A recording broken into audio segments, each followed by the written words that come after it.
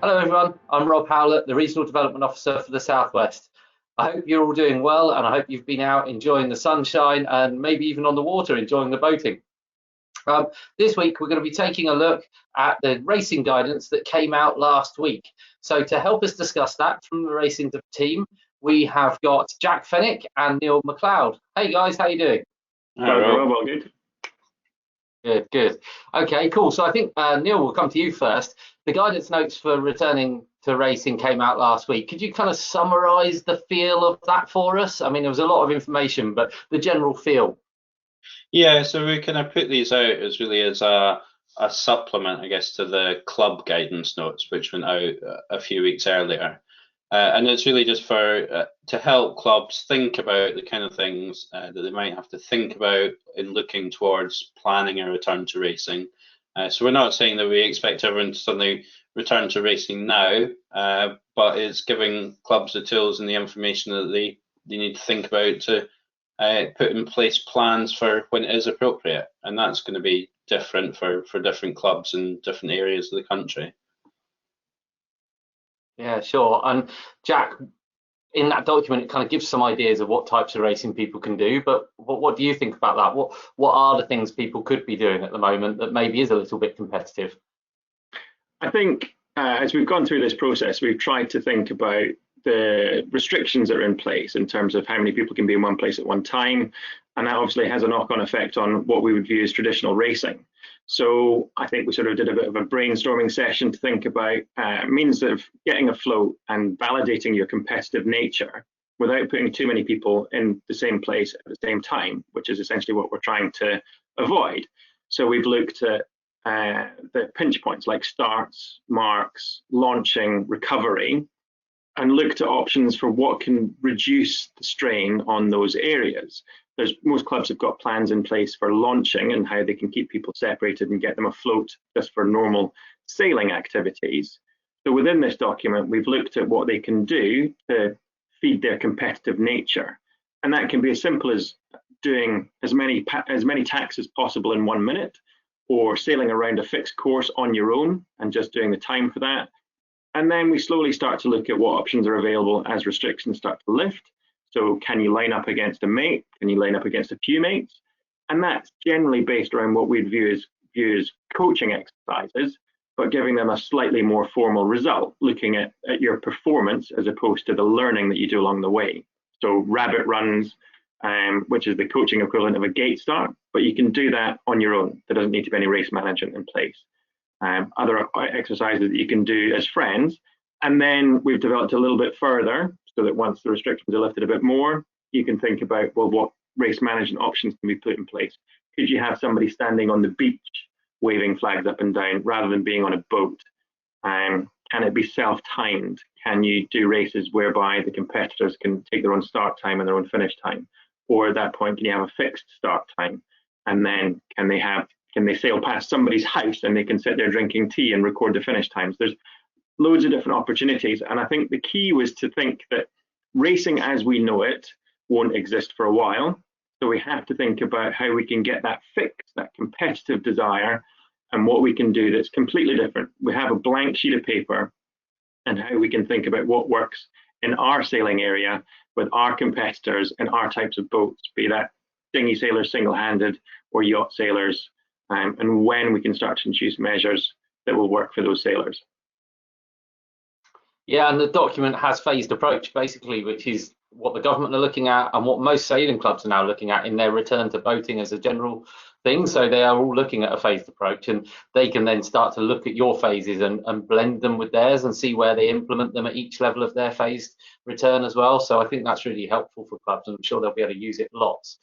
For those people who haven't seen the guidance notes, they are on the return to boating section of the RYA website. So if you go to the home page, scroll all the way down to the bottom, there's a big banner that is return to boating. You can click on there and all of the guidance notes, including the return to racing or planning a return to racing guidance, is also on there.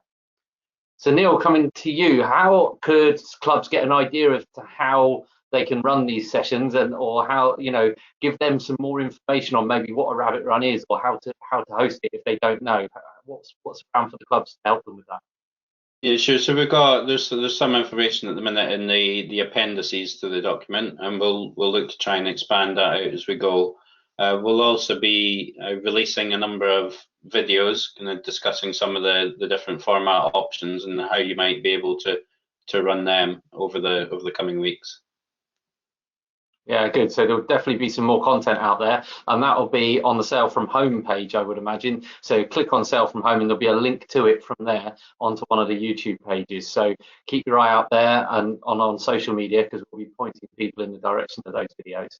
So Neil, the DCMS guidance says, and I'll just read it out, in the flexibility and innovation section, it says the limit on gatherings, no more than 2, unless members of the same household, means that it is unlikely to be possible to organise amateur events or competitions at this time. So how have the RYA kind of interpreted that, and how does it sit within the RYA racing guidance? Yeah, so I guess it's just that. I mean, the gatherings is what seems to be the issue, and that is what is preventing a lot of racing as we know it probably taking place at the minute.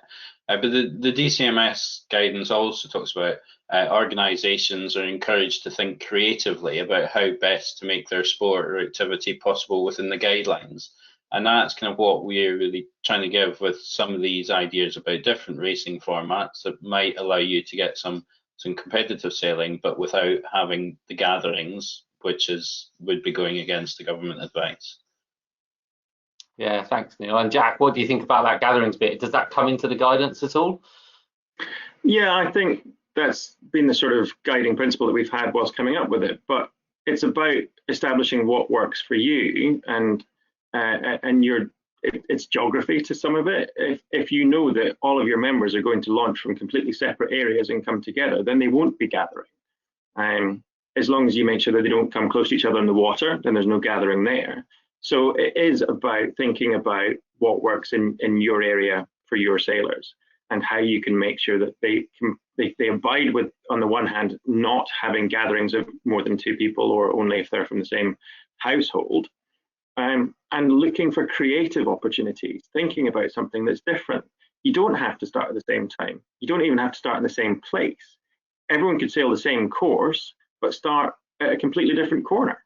So we want to encourage that creativity. We want to see people trying new stuff, and it might not work, but you won't know until you give it a shot. So be as creative as you can. If you can get people to write their name in the ocean, and that's their competitive nature, then maybe that's the answer. Who knows? Yeah, brilliant. Thanks. And they can always go to their RPMs or the racing department directly if they want to kind of run through any ideas. If they've got ideas that they're not sure about, they've got that opportunity to talk to you guys, haven't they? Yeah, exactly. Either through the RPMs or come to us and we can put them in touch with some of our race management advisory team members who'll be able to help with some of the more detailed specifics. Yeah, great. And I guess there is that thing on the shore as well of just making sure that we don't have people in dinghy parks or on pontoons all gathering and talking. It is, you know, if clubs need to facilitate that and manage that and decide if their club has got the ability to manage that as well. So because of space and geography, as you guys have already said. So thanks for that one. That's great. So Jack, if we have to kind of summarise to finish, what would you like to say? You know, is there something to round up with? I think the guiding principles the RYA's followed through this pandemic is to be conservative and considerate to other water users and those ashore. And racing is no different in that respect. We have to make sure that even though we're getting het up and excited about going racing, and we all see the red mist descend once that 5-minute gun goes, that we have to keep by those principles. And whether that be at the race course, or whether that be when we're prepping our boat ashore, launching our boats, or whatever we're doing within it, we have to make sure that we uphold the principles of our sport. We're very lucky. Our sport, compared to many others, actually by its very nature is generally fairly, it's separate. We're not interacting directly that much, but we just have to make sure that we don't put ourselves in situations where we could come into contact with others that we shouldn't be doing following the government guidance. Yeah, thanks. It is important that we keep that reputation in mind, isn't it? And the club's reputation as well. People are going to be watching from a distance, and we don't want your club to, stand out as somebody who might be flouting the rules, even though you've worked really hard not to be. From an outsider's point of view, that there's a danger that it might look that way. So it's important that you kind of educate everybody with what you're up to as well, I think. Thanks, Jack and Neil. Super valuable to have you guys along today. Really good to look at those guidance notes and start to kind of pick apart what they mean for different clubs. I know loads of clubs are starting to plan for this and thinking about how they can restart some sort of competitive activity. If you are one of those clubs, next week you can join in with your regional forum. There will be at least 2 running for your region in the week, and those will be looking at planning a restart of racing. So you can share ideas with other clubs and put forward your ideas as well. So please do log on to one of those if you're involved in planning your racing and looking at how you're going to be able to restart that. As well, don't forget to look out for the videos that Jack and Neil and the training team are putting together about how to run those specific types of races or competitive activity that you might not have been involved in before, because I'm sure they'll help you along as well. So that's us for this week. Until next week, thanks very much. Stay safe.